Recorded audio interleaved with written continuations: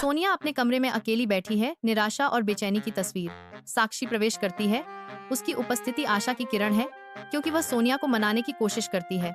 चलो बाजार चलते हैं, ये तुम्हें खुश कर देगा, साक्षी सुझाव देती है। उसकी आवाज हल्की और उत्साहवर्धक है। सोनिया प्रतिरोधी उत्तर देती है, मेरा मन नहीं कर रहा, मैं बस यहीं रहना चाहती हूँ। साक्षी आग्रह करती है। उसका स्वर अब विनती कर रहा है, चलो यह मजेदार होगा, कृपया। अनिच्छा से सहमति, ठीक है, लेकिन थोड़ी देर के लिए, सोनिया मानती है। हलचल भरे बाजार के जीवंत अराजकता के बीच सोनिया और साक्षी भीड़भाड़ वाली गलियों में घूमते हैं। उनकी आंखें खजाने की तलाश में एक स्टॉल से दूसरे स्टॉल पर दौड़ती हैं। वे रुक जाते हैं, एक रंगीन प्रदर्शन से मोहित होकर। उनकी उंगलियां धीरे धीरे सामान की बनावट को ट्रेस करती हैं। हंसी हवा में भर जाती है, क्योंकि वे एक सड़क विक्रेता से मीठे व्यंजन साझा करते हैं, जो पल भर के लिए पल के साधारण आनंद में खो जाते हैं। फिर भी सोनिया की चमकदार मुस्कान के नीचे उदासी का एक सूक्ष्म साया मंडराता है, जो अनकहे भावों का एक मौन प्रमाण है। जैसे ही शाम ढलती है, साक्षी सोनिया को एक जीवंत कैफे में ले जाती है, जो फुसफुसाए रहस्यों और साझा हंसी की जगह है। सोनिया कैफे में कदम रखती है। साक्षी उसे दोस्तों से मिलवाने की तैयारी कर रही है। हवा प्रत्याशा से गुंजायमान है।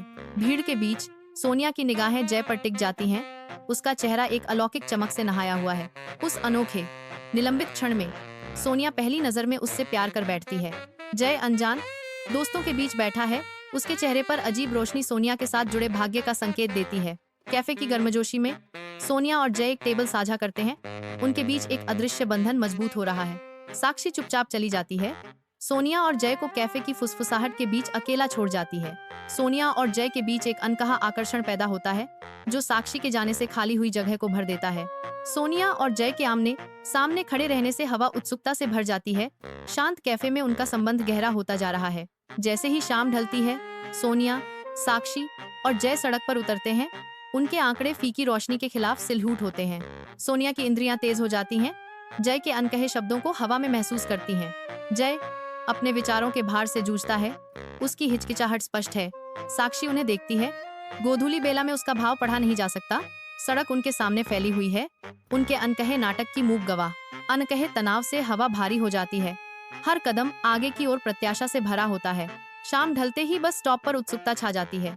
सोनिया और साक्षी एक दूसरे के बगल में खड़े होकर दूर की रोशनी को बड़ा होते हुए देख रहे हैं। जय बस से उतरता है। उसकी आंखों में एक क्षणिक मौन विनती। उसकी निगाहें फुसफुसाती हैं, मत जाओ। अनकहे भावों से हवा चटकती है। अपने कमरे की शांति में सोनिया जय के विचारों में डूबी हुई है। उसकी आंखों में गहरी लालसा झलकती है। खामोशी खिंचती चली जाती है। हर पल जय से संदेश की उनकी प्रत्याशा और आशा को बढ़ाता है। कमरा अनकहे शब्दों से भरा हुआ है।